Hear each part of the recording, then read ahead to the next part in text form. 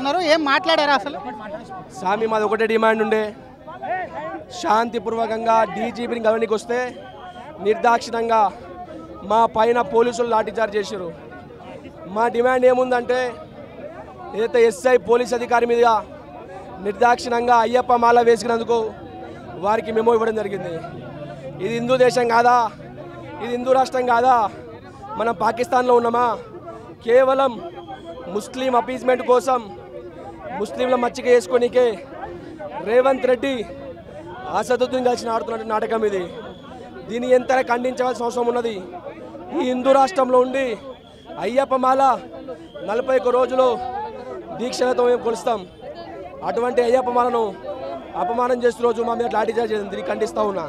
ఇది అసలు తమను నిరసన తెలిపేందుకు వచ్చినటువంటి సాముల మీద కూడా ఒకవైపు కూడా దాడి చేసేందుకు ప్రయత్నిస్తున్నారు. డీజీపీ ఆఫీస్ వద్ద శాంతియుతంగా ఉన్నటువంటి తమ మీద ఒకటే కూడా పోలీసులు విచక్షణ రహితంగా కూడా పెద్ద ఎత్తున కూడా ప్రవర్తిస్తున్నారు అంటూ కూడా కొంత చూపిస్తున్నటువంటి పరిస్థితి ఉంది. ఇటు డీజీపీ ఆఫీసు నిరసన వద్దకు వచ్చినటువంటి బీజేవైఎం కార్యకర్తలు స్వాములకు కొంత దెబ్బలు తగిలింది, తోపులాట జరుగుతుంది. మరొక స్వామి మనతో ఉన్నారు. లడ్డు స్వామిని ఒకసారి మాట్లాడించేటువంటి ప్రయత్నం చేద్దాం.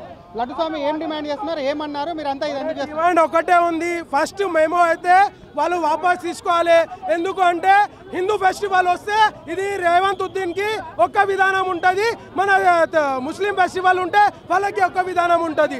రంజాన్లో వాళ్ళు ఒక 1 అవర్ బిఫోర్ వాళ్ళకి నమాజ్ ఇవ్వడానికి 5 టైమ్స్ వదిలేస్తాడు. మొత్తం సిటీ 24/7 ఓపెన్ ఉంటుంది. మన అయ్యప్ప మాల ఒక్క ఎస్ఐ వేస్తే వాళ్ళు ఆయనకి మేము ఇవ్వడం జరిగింది. నేను అడుగుతున్నా, మీరు హిందూ అంటే ఎందుకు వ్యతిరేకం చేస్తున్నారు రేవంత్ రెడ్డి?